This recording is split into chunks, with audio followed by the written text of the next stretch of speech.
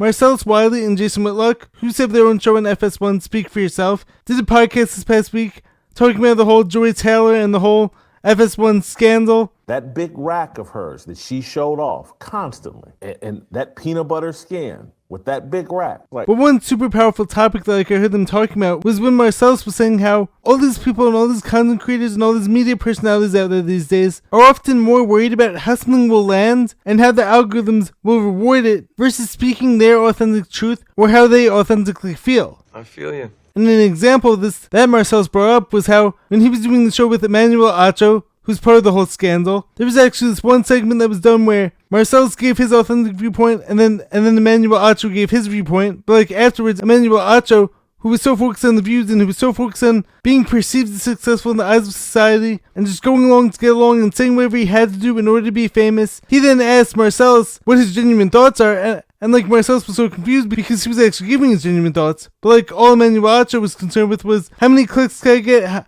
How is the algorithm going to reward this post? And this is why I see all these creators out there who say one thing one week, and then as soon as the next hot topic comes along, they're totally fine with jumping on board with that, even if they don't genuinely believe that. What is wrong with all you people? And this is where the whole fame turns into a drug issue becomes so prevalent. As I'm always saying, I would much rather get to the top the slow way but the right way, saying what I truly believe, standing up for what I believe in, treating people right, being a good person, and even if it takes me 5 times as long as the person who's only going to say whatever the algorithm is going to reward, I believe that in the end, that way is actually the much more rewarding way.